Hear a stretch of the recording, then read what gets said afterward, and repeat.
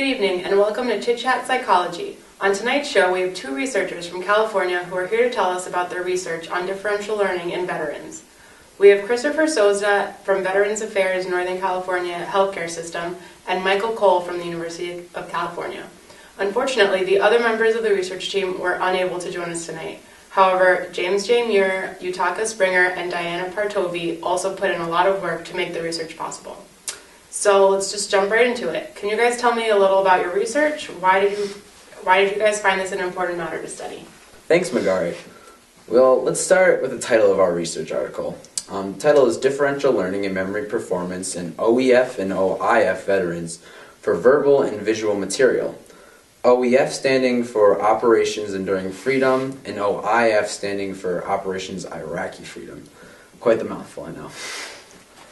We thought this was important to study because many veterans who experience combat-related mild traumatic brain injuries and trauma exposure report experiencing memory problems. It has been observed also that verbal information, learning, and memory performance is reduced in comparison to visual information and memory. This study sought to determine just how large the discrepancy between visual and verbal learning and memory actually is, as well as determine the underlying cause. Wow, a noble cause indeed. So what did you expect to find when you started doing the research? Well, we hypothesized that veterans who complained about their memory showed disproportionate reductions in verbal learning and memory relative to visual learning and memory. We predicted that the discrepancy would be associated with greater levels of negative affect post-traumatic stress disorder and depression. Interesting. So tell me, how were you guys able to find the information you were looking for? Well, we started with 212 veterans refined for assessment of memory and learning complaints. Participants were interviewed to detail history of psychiatric, neurological, traumatic brain injury, substance abuse, and other general info. A neuropsychological battery and a psychodiagnostic assessment were also administered.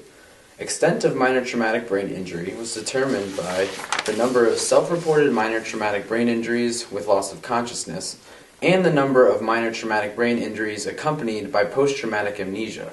Cognitive and psychological symptoms were assessed by the WAIS-3, Dels-Kaplan Executive Functioning System, Hopkins Verbal Learning Test, and a brief visuospatial memory test. All scores were converted to Z-scores and then compared. The independent variable was minor traumatic brain injury, and the dependent variable was the discrepancy between visual learning and memory, and verbal learning and memory. The design of the study was correlational.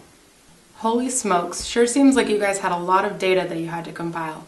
So after you crunched all those numbers, what did you find? The results showed that the composite verbal learning and memory was significantly worse than composite visual learning and memory. Total verbal learning was significantly worse than total visual learning. Verbal delayed recall was also significant versus visual delayed recall.